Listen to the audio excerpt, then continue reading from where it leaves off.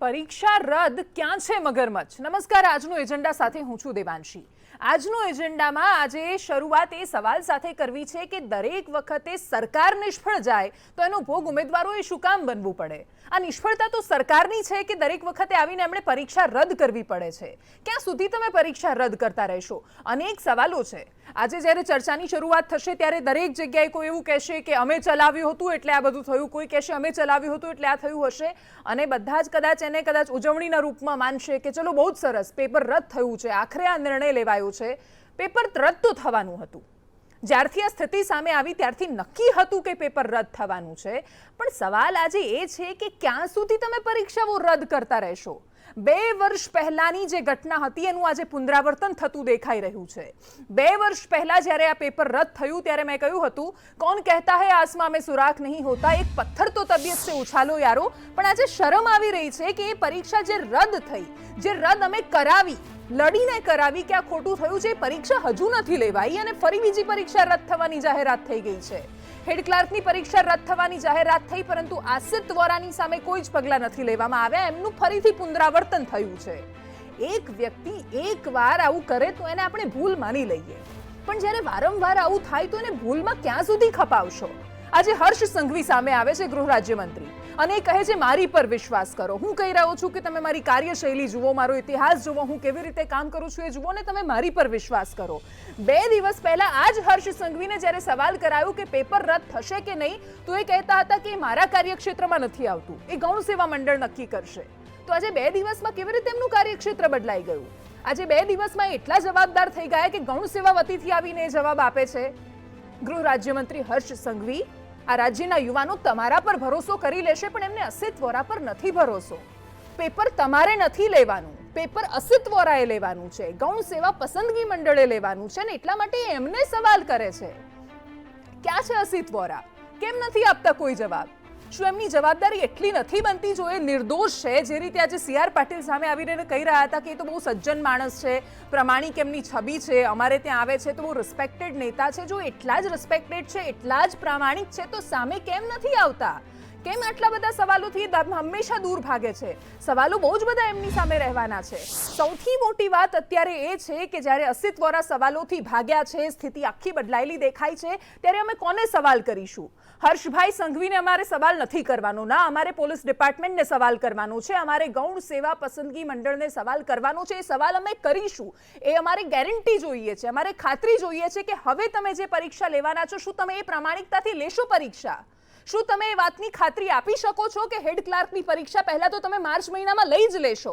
એક બાજુ કોરોનાનો ખતરો તોડાઈ રહ્યો છે, ડિસેમ્બર મહિનામાં ગુજરાતમાં ચૂંટણી આવી રહી છે, જો તમે આ પરીક્ષા લઈ પણ લો છો તો પણ એ આખી સાયકલ છે, હાથમાં ઓર્ડર ક્યારે આવશે આ છોકરાઓના? 3900 જગ્યાઓ છે બિન સચિવાલય ક્લાર્કની, આટલા સમયથી અત્યારે ત્યાં બાકી છે, ઘણા બધા સવાલો છે, તો કેમ તમે કોઈ પ્રશ્નના જવાબ નથી આપતા? અને એટલા જ માટે જે અઢળક સવાલો છે, ચર્ચાની શરૂઆત કરીએ પહેલા જોઈ લઈએ અમારો સ્પેશિયલ રિપોર્ટ।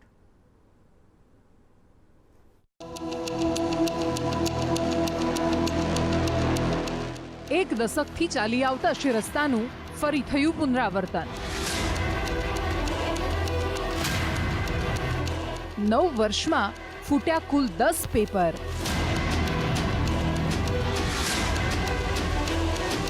હવે હેડ ક્લાર્કની પરીક્ષા પણ થઈ રદ। રાજ્યના લાયક યુવાન ઉમેદવારોની મહત્વાકાંક્ષા પર આંચ ના આવે અને તેમનો વિશ્વાસ જળવાઈ રહે, તેના માટે પ્રાથમિક દ્રષ્ટિએ પેપર પરીક્ષા પહેલા લીક થયા બાબતને ધ્યાને રાખીને આ લેવાયેલ લિખિત પરીક્ષા પરીક્ષાર્થીઓના વ્યાપક અને વિશાળ હિતમાં પરીક્ષા રદ કરવી યોગ્ય જણાય છે।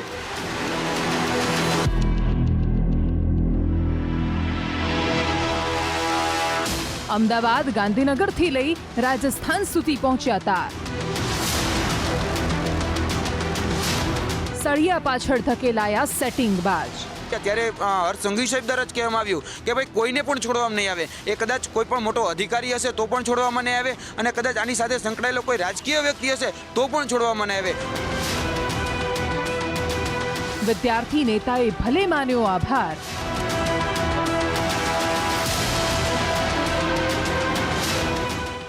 જો કે સંદેશ ન્યૂઝના હજુ પણ છે કેટલાક તીખા સવાલ. શું પરીક્ષા રદ કરીને સરકાર માની લેશે સંતોષ? સરકાર પાસે છે 3 પ્રિન્ટિંગ પ્રેસ, તો ખાનગી પ્રિન્ટિંગ પ્રેસને કેમ આપો છો કામ? ગૌણ સેવા પસંદગી મંડળ આ બાબતે કેમ મૌન? શું પ્રિન્ટિંગ પ્રેસ સામે થશે કડક કાર્યવાહી? શું ઉમેદવારોને બસનું ભાડું મળશે પરત? માર્ચ મહિનામાં યોજાનારી પરીક્ષાનો ટ્રાવેલ ખર્ચ ઉપાડશે સરકાર? આજનો એજન્ડામાં આજે એક જ વાત: નાની માછલીઓ તો પકડાય છે, પરીક્ષા પણ રદ થાય છે, જો કે ક્યાં છે મોટા મગરમચ્છ?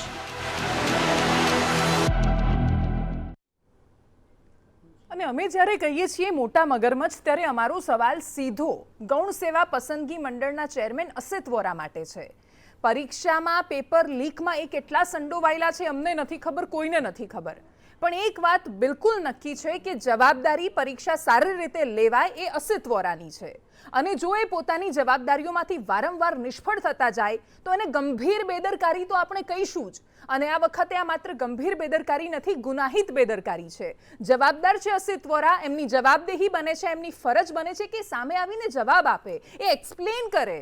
એટલા બધા વિદ્યાર્થીઓ એમની સામે રાહ જોઈને બેઠા છે, એમની જવાબદારી બને છે. આ હર્ષભાઈ સંઘવીની જવાબદારી નથી, ભારતીય જનતા પાર્ટીમાંથી આવતા પ્રવક્તાઓની પણ એ જવાબદારી નથી કે એમના જવાબ આપે, પણ એમણે જવાબ આપવાનો છે, નથી આપી રહ્યા. નિષ્ફળ એ થાય છે, ભોગવવું વિદ્યાર્થીઓને પડે છે, ઉમેદવારોને પડે છે, અને એટલા જ માટે ચર્ચાની શરૂઆત કરવી છે.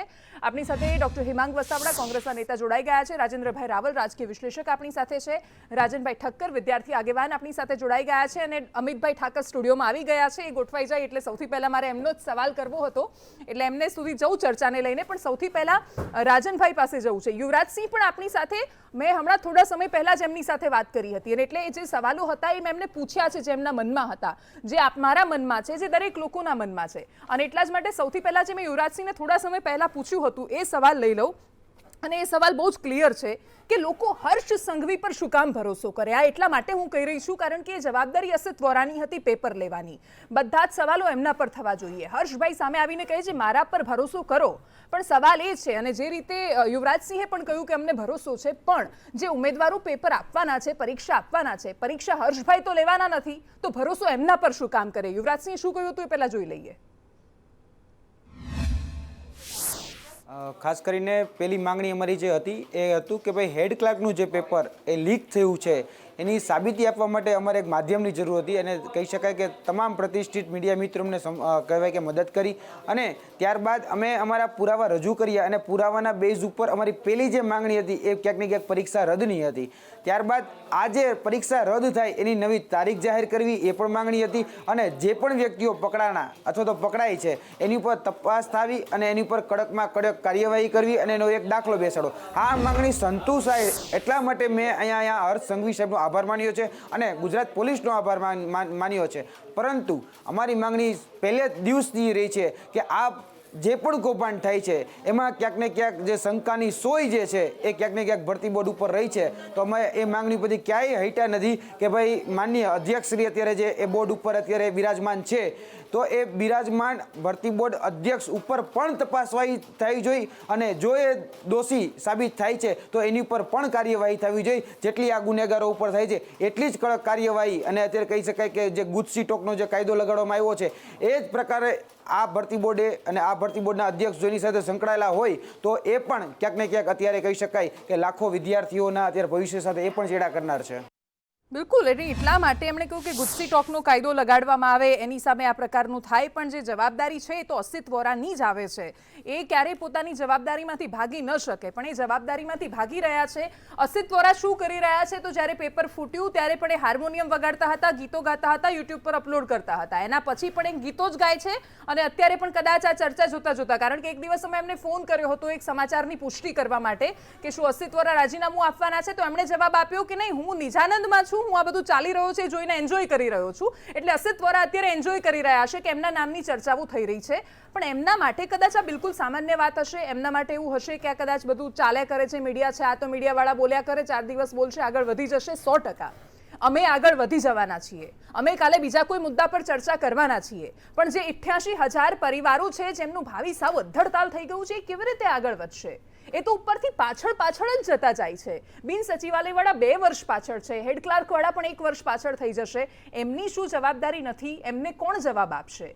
અમને જવાબ નથી આપવાનો અસિતભાઈ, તમારે આ લાખો પરિવારોને આપવાનો છે. પણ જો તમે નિજાનંદમાં જ છો તો પછી સવાલ પૂછવાનો કદાચ કોઈ મતલબ નથી. અમિતભાઈ ઠાકર, ભારતીય જનતા પાર્ટીના પ્રવક્તા, આપણી સાથે છે. અને અમિતભાઈ, આપણે જ્યારે આપ કોઈ પણ પરીક્ષાની વાત કરતા હોઈએ ત્યારે મુખ્ય સવાલ એ રહેશે કે આપ કોઈ પણ પરીક્ષા જ્યારે રદ કરવી પડે ત્યારે એ સરકારની નિષ્ફળતા છે, અને જો સરકાર નિષ્ફળ જાય તો એનું પરિણામ વિદ્યાર્થીઓએ, ઉમેદવારોએ શું કામ ભોગવવાનું? એમના 2 વર્ષ 3 વર્ષ શું તમે ક્યારેય એમને પાછા આપી શકવાના છો? એટલે સૌથી પહેલાં તો આ જે પરીક્ષાનું પેપર ફૂટવું એ કોઈ પણ સંજોગની અંદર હૃદયના કોઈ પણ ખૂણે એ ખૂંચે નહીં એવી બાબત છે નહીં. આ અવશ્ય રીતે ખૂંચનારી બાબત છે. પેપર રદ કરવું પડ્યું એ સમયમાં જે પરિસ્થિતિ ઊભી થઈ એ માટે છેલ્લો નિર્ણય હતો. આજે પેપર રદ થયું, માર્ચમાં એ પરીક્ષા ફરીથી લેવાશે. પરીક્ષા લેવાય ત્યારે સુનિશ્ચિત કરવામાં આવશે કે આ પ્રકારનું ક્યારેય કશું ના થાય. કારણ કે આ તો 88,000 વિદ્યાર્થીઓએ પરીક્ષા આપી, પરંતુ લાખોની સંખ્યામાં પેપર અપાતા હોય છે. તો એ લાખોની સંખ્યાના જે લોકો છે એનો ભરોસો સિસ્ટમમાં રહે, એની સૌથી મોટી પરીક્ષા અમે આપી રહ્યા છીએ એવું અમે માનીએ છીએ. અને એ પરીક્ષામાં અમે અવશ્ય રીતે પાસ થવા માંગીએ છીએ. વિદ્યાર્થીઓનો ભરોસો એ સિસ્ટમમાં, પરીક્ષાની સિસ્ટમમાં રહે, એના માટેનું એક પણ પોઈન્ટ અમે બાકી નહીં રહેવા દઈએ એટલું અમે અવશ્ય રીતે સુનિશ્ચિત કરીશું. એટલો હું આ પ્રસંગે ભરોસો આપવા માંગુ છું. ઓકે, કયા પોઈન્ટ, કેવી રીતે ભરોસો, ઘણો બધા સવાલ રહે છે, પણ આગળ લઈ જવી છે ચર્ચાને. પણ જે અમિતભાઈએ વાત કરી એના પરથી એક વાત યાદ આવી રહી છે. આ જ સવાલ અમારા જે પત્રકાર છે સંદેશના વિવેકભાઈ ઓઝા, એમણે ત્યાં CR પાટીલને પણ કર્યો હતો. CR પાટીલને જ્યારે એમણે આ સવાલ કર્યો ત્યારે એ એવો સવાલ હતો કે જે કદાચ લાખો પરિવારજનો CR પાટીલને પૂછવા માંગતા હશે, અને એટલા માટે એમણે જ્યારે CR પાટીલને સવાલ પૂછ્યો, એ સવાલ શું હતો એ તો ખાસ અમને બતાવવા માંગીએ છીએ, કારણ કે અમે ત્યાં પણ સવાલ કરીએ છીએ. એવું નથી કે માત્ર સ્ટુડિયોમાં બેસી લીધું, અહીંયા સવાલ કરી દીધા, વાત પૂરી થઈ ગઈ. જ્યાં અમે ફરજ પર હોય છે અમારા પત્રકાર, ત્યાં પણ એ સવાલ કરે છે. ત્યારે એમણે શું પૂછ્યું અને શું જવાબ મળ્યો એ સાંભળી લઈએ. પહેલા જડબે સલાહ કરી તો આ બધું નવું નથી. તમારું શાસન છે, આ 3જા મુખ્યમંત્રી છે, બરોબર, અને આ 4થું પેપર છે, જેમાંથી 3 પેપર એક જ ચેરમેન, વાત સાંભળી લેજો, એક જ ચેરમેનના અધ્યક્ષપણા હેઠળ લીકેજ થાય છે, બરોબર. હવે કેવી રીતે એક્ઝામ આપનારો જે વર્ગ છે, જે 32 વર્ષથી નીચેનો એક ગુજરાતી યુવાન છે, એ તમારી ઉપર વિશ્વાસ કરે? કારણ કે પહેલી પરીક્ષામાં આઉટ ઓફ સ્ટેટની ગેંગ બતાવી અને એક આખું આંતરરાજ્ય ષડયંત્ર બતાવ્યું, એટલે એ લોકો લીગલી ચેરમેન તમારા બચી ગયા. બીજામાં તો એમણે જ જેને કોન્ટ્રાક્ટ આપ્યો છે, જે એજન્સી પસંદ કરી છે, એ એજન્સીમાંથી પેપર લીક થયું છે, એટલે ગંભીર બેદરકારી છે. તો છતાંય હજી સુધી તમે શા માટે એમને બચાવી? બેદરકારી અને ગુનાહિત ઇન્વોલ્વમેન્ટ આ 2 વસ્તુ અલગ છે. અને જે સંસ્થાને એમણે આ પ્રિન્ટ કરવા માટે આપ્યું છે એનો પોતાનો બિઝનેસ હોઈ શકે, અને એ પોતાને માલિક તરીકે એનો ઇન્વોલ્વમેન્ટ હજુ સુધી એનો સ્ટેટમેન્ટ પોલીસ લઈ રહી છે, એની સાથે તપાસ પણ એને કરી રહી છે. CR પાટીલે જ્યારે આ જવાબ આપ્યો પછી આગળ પણ ઘણા બધા સવાલો થયા હતા, ને એટલે એમાંથી નિષ્કર્ષ, અને જો બિટવીન ધી લાઇન્સ આપણે સમજવાની કોશિશ કરીએ, સાચું પણ હોઈ શકે, ખોટું પણ હોઈ શકે, પણ એક ઇશારો એ તરફ જ હતો કે અસિત વોરાની જો કાર્યશૈલી થોડી પણ એમને શંકાના ઘેરામાં લાગશે તો અસિત વોરાને પણ નહીં છોડવામાં આવે, એમનું પણ રાજીનામું લેવામાં આવશે. પણ અમારો સવાલ હજુ પણ ત્યાં જ આવીને ઊભો છે કે અમે એવું નથી કહેતા કે પેપર લીક એમણે જ કરાવ્યું છે. સવાલ એ છે કે મુદ્રેશ પુરોહિત સાથેના એમના સંબંધો બધા જ લોકો જાણે છે. સૌથી જવાબદાર વ્યક્તિ જો વારંવાર બેદરકાર બને તો એને ગંભીર નહીં ગુનાહિત બેદરકારી જ કહીશું. અને એટલા માટે સવાલો ઘણા બધા છે. ડોક્ટર હેમાંગ વસાવડા કોંગ્રેસના નેતા પણ જોડાયા છે. અને હેમાંગભાઈ, વિશ્વાસ સંપાદન કરવાની વાત જે સરકાર કરી રહી છે, તમને એવું લાગે છે કે એ શક્ય છે આટલા સમયમાં, અને એ પણ આવા ઇતિહાસ પછી, ગુનાહિત ઇતિહાસ પછી વિદ્યાર્થીઓનો વિશ્વાસ ભરોસો પરત મેળવવો?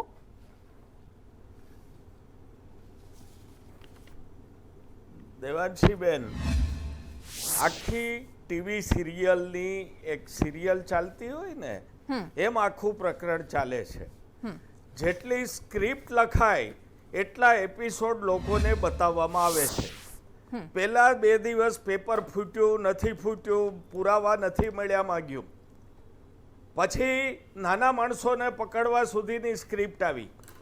નાના માણસો પકડાણા એટલે વળી ધમાલ થઈ, વિદ્યાર્થીઓએ, વિપક્ષોએ, લોકોએ માગણી કરી, એટલે હવે 3જો એપિસોડ આવ્યો પરીક્ષા રદ, 4થો એપિસોડ આવ્યો પ્રિન્ટરને પકડવાનો, હવે 5મો એપિસોડ આવશે. એટલે સ્ક્રિપ્ટ જેમ લખાતી જાય છે એમ એમ કામને જાહેરાત થતી જાય છે. કોઈ સંજોગોમાં આ વાતાવરણમાં એક પણ નાગરિકને, પરીક્ષાર્થીને, એના પરિવારને આવતી પરીક્ષામાં વિશ્વાસ પડશે નહીં. વિશ્વાસ જો પાડવો હોય, ખરેખર પાડવો હોય, તો આખું તંત્ર બદલવું જ પડે. આપ એ તો વિચારો કે જે માણસ પેપર ફોડવાના જ કેસમાં જેલમાં જઈ આવ્યો છે 1 વર્ષ, એને ફરીથી પ્રિન્ટિંગના ઓર્ડર મળે? હોમ મિનિસ્ટર એમ કે એના ગુનાઓ કેટલા છે એની તપાસ થાય છે. ડીજીપી એમ કે, કારણ કે સ્ક્રિપ્ટમાં આગળ લખાણું નથી કે મુદ્રેશભાઈ સામે આટલા ગુનાઓ છે. એ જેદી લખાશે તેદી હોમ મિનિસ્ટર ને ડીજીપી બોલશે, એજીપી જે બોલતા હોય પોલીસ ખાતાના. એટલે આ સંજોગોમાં ગુજરાતની પ્રજાને કોઈ દી વિશ્વાસ પડવાનો નથી. બિલકુલ. એને માટે નક્કર પગલા લેવા જ પડે સરકારે. અને બાકી વાતોના વડા થશે અને પાછું પેપર ફૂટે તોય નવાય નહીં. બિલકુલ. રાજેન્દ્રભાઈ પાસે આખી માનસિકતાને સમજવા જવું છે, પણ એ પહેલા કોણ જે ભરોસો કરશે એની વાત ચાલી રહી છે. એવા રાજનભાઈ ઠક્કર આપણી સાથે છે. અને રાજનભાઈ, તમે હજારો ઉમેદવારો સાથે પણ સંકળાયેલા છો. તમે LRD વખતે, બિન સચિવાલય વખતે, અનેક આંદોલનો વખતે એ યુવાનો સાથે વાત પણ કરી હશે. અને આ માહોલને જોતા પરીક્ષાનું પેપર રદ થયું અને ઘણા યુવાનોને મેં સાંભળ્યા કે એ લોકો કહી રહ્યા છે કે અમને હર્ષભાઈથી વાંધો નથી, અમને એમના પર ભરોસો છે, એ કહી રહ્યા છે એના પર, પણ પરીક્ષા એમણે નથી લેવાની. પરીક્ષા જેણે લેવાની છે એના પર એમને બિલકુલ ભરોસો નથી. તો આવા સમયમાં એમને વિશ્વાસ પડશે ખરો? અત્યારે દેવાંશીબેન, એકચ્યુઅલી કેવું છે કે હર્ષભાઈ ઉપર વિશ્વાસ કર્યા સિવાય ઉમેદવારો પાસે બીજો કોઈ રસ્તો જ નથી એવું છે. કારણ કે હર્ષભાઈનું એક પોઝિટિવ પાસું એ છે કે યંગ છે, એટલે કદાચ યુવાનો એમની ઉપર ભરોસો કરી શકે કે કદાચ યુવાનોની વેદના સમજી શકે. બાકી જેમ અત્યારે ગૃહમંત્રી આવીને પ્રેસ કોન્ફરન્સ કરી, એ રીતે ભૂતકાળમાં બિન સચિવાલય વખતે પણ ગૃહમંત્રીએ જ પ્રેસ કોન્ફરન્સ કરી હતી. ભલે ગૃહમંત્રી બીજા હતા અને વાયદો પણ આવો જ આપ્યો હતો. જેમ કે અત્યારે હર્ષભાઈએ 3 મહિના પછીનો વાયદો આપ્યો. એ વખતે જે તે સમયે ગૃહમંત્રીએ 2 વાયદા આપ્યા હતા કે બિન સચિવાલય પરીક્ષા રદ કરવામાં આવે છે, આવનારા 1 મહિનામાં ફરીવાર પરીક્ષા લેવામાં આવશે અને સાથે સાથે LRD ભરતીમાં વેઇટિંગ પણ આપવામાં આવશે. આજે 2 વર્ષ થયા બેન, એ 2માંથી એક પણ વાયદા આજ સુધી પૂરા નથી થયા. કદાચ ભૂતકાળમાં કોઈ કરેલા વાયદા પૂરા થયા હોત તો આજનો યુવા 100% સરકાર ઉપર ભરોસો રાખી શકે. જો કે આ મેટરમાં સરકારે પડવાની કોઈ જરૂર જ નથી. તમે કીધું એ પ્રમાણે GSSSB ના અધ્યક્ષે જ બધી માહિતી આપવાની હોય અને જો એ નક્કર પગલા લેતા હોય. પણ આમાં તો કેવું છે, આજે જે પ્રમાણે બપોરે યુવરાજસિંહે કીધું હતું કે દૂધનું રખોપું બિલાડીને કરવા માટે આપ્યું છે, એવી સિચ્યુએશન ગુજરાત સરકારમાં ઊભી થઈ છે. પ્લસ બીજી એક વાત કહી દેવાની છે તમને કે આજે પ્રમાણે હેમાંગભાઈએ વાત કરી કે સૂર્યા ઓફસેટના પ્રિન્ટિંગની, બરાબર, કે જે તે સમયે રાજસ્થાન પબ્લિક સર્વિસ કમિશનનું પેપર સૂર્યા ઓફસેટમાં છપાયું હતું અને ત્યાંથી રાજસ્થાન પબ્લિક સર્વિસ કમિશનનું ક્લાસ 1-2નું પેપર લીક થયું હતું અને તત્કાલિક એ વખતના ભરતી બોર્ડના ચેરમેનની દીકરી ટોપ 10માં હતી. એ વખતે આખો કાંડ ખુલ્યો હતો. તો આવી ગુનાહિત ઇતિહાસ ધરાવતા વ્યક્તિને ફરી વખત ગુજરાતનું પેપર પ્રેસ કરવા આપવું એ સૌથી મોટી ગુનાહિત બેદરકારી કહી શકાય. એટલે જો જ્યાં સુધી અસિત વોરા સાહેબને હટાવીને ગુજરાત સરકાર તરફથી કોઈ નક્કર પગલાં નહીં લેવામાં આવે ત્યાં સુધી ગુજરાતનો ઉમેદવાર 100% આજના સ્ટેટમેન્ટ ઉપર કોઈ રીતે વિશ્વાસ નહીં કરી શકે. બિલકુલ. આમાં સવાલો એટલા માટે રાજેન્દ્રભાઈ, આપણે માનસિકતાની વાત કરીએ પણ એ પહેલા જે સ્થિતિ અત્યારે સામે આવી રહી છે, આમાં સૌથી સૌથી મોટી વાત એ છે કે જેને એમણે કહ્યું ને કે દૂધનો રખોપો બિલાડીને, લોકો જેણે આ બધા જે સવાલો થઈ રહ્યા છે અત્યારે, એ બધા સવાલો તો અસિત વોરાની સામે છે, તો એમણે જવાબ આપવાનો હોય એ ક્યારેય સામે નથી આવતા. એટલે મારે એમની માનસિકતા પણ સમજવી છે કે શું એમને ખરેખર કોઈ ફરક નહીં પડતો હોય આટલું બધું થાય છે તો. રાજેન્દ્રભાઈ, ગુજરાતની અંદર આ 9મી વાર પેપર ફૂટવાનું આ પ્રકરણ બહાર આવ્યું અને આ જવાબદારી વહીવટીય પાંખની છે. ગુજરાતનો તમે ઇતિહાસ ચકાસો ભરતીનો તો આપણે ત્યાં એક મૂસા રજા કરીને ઓફિસર હતા, IAS ઓફિસર, અને એ પરીક્ષાના એ વખતના કોઈ તંત્રના વડા હતા. અને એમના વખતમાં એવું કહેવાતું કે પરીક્ષાનું જે સ્થળ હોય ત્યાંથી 25 કિલોમીટરમાં કોઈ ઉમેદવાર કે એનો સગોવાલો કે કોઈ રાજકીય આગેવાન ફરકી શકતો નહીં. એના પછી મિસ્ટર જુસ્સી આવ્યા, IAS ઓફિસર, એ ગુજરાતના નહોતા, એ સીધા જવાબદારીવાળા ઓફિસર હતા. અને એ વખતે જે ભરતી થતી હતી એના પર લોકોને ભરોસો હતો. નંબર 2, જ્યારથી પોલિટિકલ પર્સનાલિટી આ તંત્રમાં આવી ત્યારથી આ પેપર ફૂટવાના છબરડાઓ શરૂ થયા. હવે કેમ થયા? 9 વાર જ્યારે પરીક્ષાના પેપર ફૂટતા હોય ત્યારે કોઈ પણ સરકાર એટલી બેવકૂફ તો ના જ હોય કે પોતાના કપડાં જાતે ઉતારે, પણ 9 વાર જ્યારે પેપર ફૂટે ત્યારે આપણે એની માનસિકતા પણ સમજવી જોઈએ. ગુજરાતમાં છેલ્લા 10 વર્ષથી ભરતીની સરકારી નોકરી નથી મળતી. તમે જુઓ આ પેપર જ્યાં જ્યાં ફૂટ્યા છે એ બધા પ્રદેશો તમે ચેક કરો તો બધા નોકરી વાંચું છે. ગુજરાત સરકારે, ભારતીય જનતા પાર્ટીની આ સરકારે છેલ્લા 10 વર્ષમાં 4 સર્વિસ પ્રોવાઈડર કંપનીઓને 300 કરોડથી વધારે નાણાં ચૂકવ્યા. આજે યુવાનોમાં એક વિશ્વાસ છે કે હવે સરકારી ભરતી થવાની નથી, જ્યાં મળે ત્યાં જેવી રીતે મળે ત્યાં ઘૂસી જાઓ.